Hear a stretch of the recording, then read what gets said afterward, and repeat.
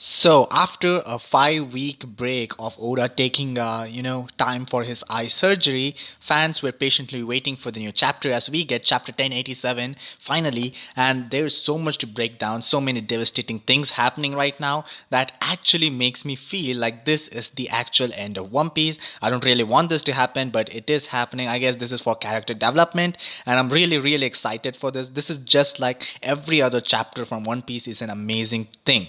But before we continue, if you could grab the subscribe button and get me to 500 subscribers, I'll be really grateful. As you can see, I do cover chapters of every Shonen Jump manga. So now without further ado, let's start with the recap of chapter 1087.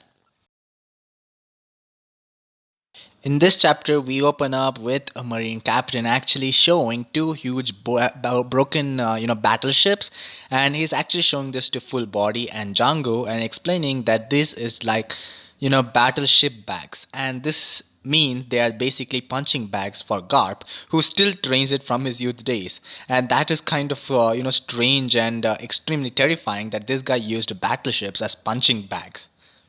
Full Body and Django actually have a doubt, and that is, why is there two battleships? I mean, who was the one who actually punched the second battleship? And they reply that it was the former Admiral Aokiji, or Kuzan as he goes by now, and he also actually punched that, and he was actually following in Garp's footsteps, and the rules were no haki, no devil fruit powers, etc., which is kind of amazing that they actually broke an entire battleship with just their sheer strength. And that makes me believe that Aokiji is actually more powerful than Garp right now, and he's on Hachinose, which is even more terrifying.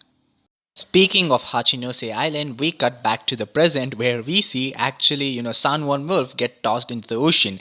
That huge body of his was, just got tossed into the ocean, and it's kind of heavily implied that it was Garp's doing. I mean, who else can actually throw this guy into the water? And we see that San Juan Wolf is actually drowning and he's extremely weak. That just proves that, Garp actually kind of killed Blackbeard Captain so easily because, Garp is Garp. He's the Garp. So that's basically one captain down, kinda, but there's another captain, and that is Vasco Shot. He drinks liquor and he uses his new kind of attack, and he actually, spits out a fire flame, throwing some kind of attack directly at Garp, hoping to injure this guy who is considered the legendary hero of the Marines.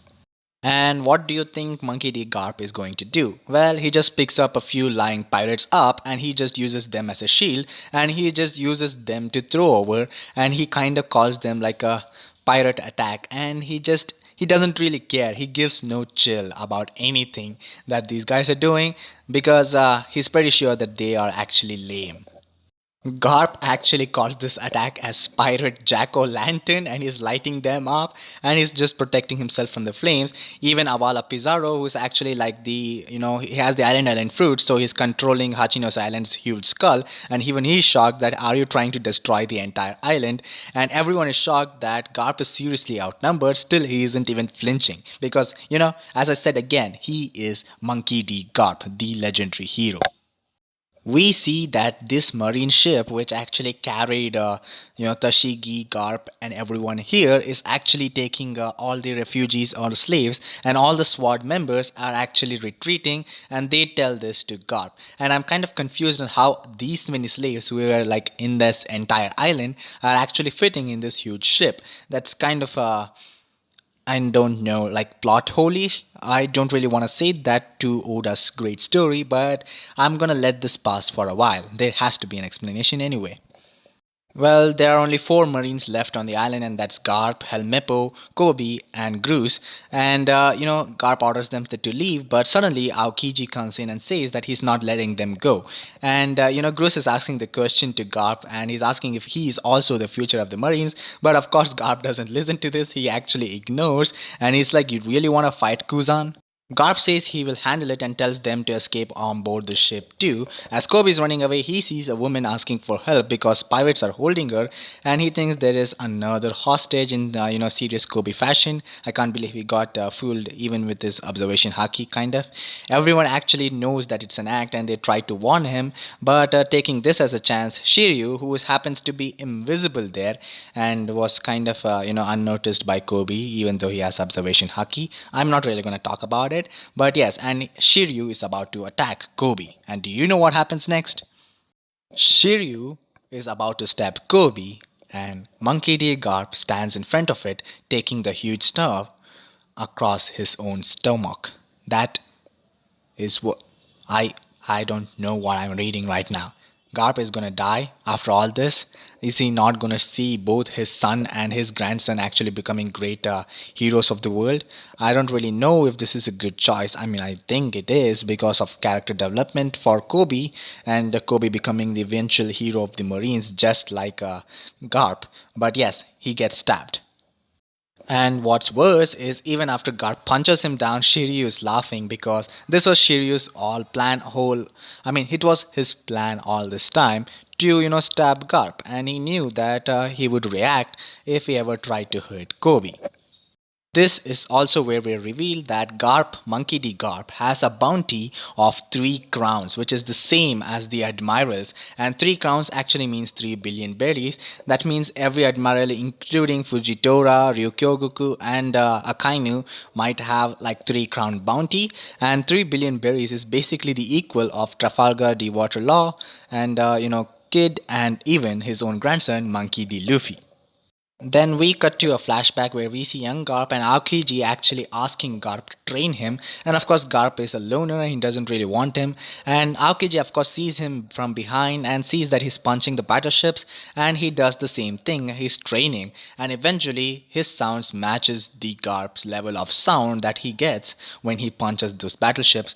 And, reluctantly, Garp even agrees that he will train Aokiji. And Aokiji and Garp start the student-teacher kind of relationship eventually. Also see another flashback later in the timeline where Garp is talking about his son. His son became a revolutionary. Then he talks about his grandson becoming a pirate and how sad he is about that. And Aokiji, he doesn't really understand why he's saying that to him. I mean, he's such a dumb idiot that he doesn't know that Garp actually considers him more family than anyone else. And we just cut back to the present where things are kind of reversed. So then we see Garp and Aokiji punch each other's face as we see black lightning come from the island. Does that mean both of them have Conqueror's Haki or Advanced Conqueror's Haki or Ryu? Because this is something that only Conqueror's Haki people can do. And of course, it looks like Garp always had Conqueror's Haki. We didn't know about Aokiji. Maybe he does, and this kind of proves it. I'm not really going to have a theory time because I've basically talked about every theory in this recap itself. The huge battleship that actually has Tashigi and other SWAT members with the slaves that were rescued is going away in the distance when Avala Pizarro uses his Island Fruit ability to create a giant hand out of the land, and I think it's covered in armament haki, or I am mistaken, it's just a shadow, and he says that he's about to crush the battleship too, so there's kind of no hope for that too. Garp meanwhile has fallen down and Kobe is freaking about at this, and Garp says that don't lose your head, Kobe, justice will always prevail. And that's kind of encouraging because we know that Luffy is going to get involved somehow and he's going to show what true justice is and what true heroism is. Even though he doesn't really want to call himself a hero and a pirate, he'll show us what the freedom is. The drums of liberation is coming, guys. I am pretty sure somehow Luffy is going to get involved in the story. I don't know if Garp is going to die. If he does, Luffy is gonna kill people, and I don't know who they are. He'll get more reasons to punch Blackbeard in the face, and I really want that. Giving him reasons to hate these certain characters, it's amazing. That's really what I want, and this is basically my theories. I think Garp is really gonna die.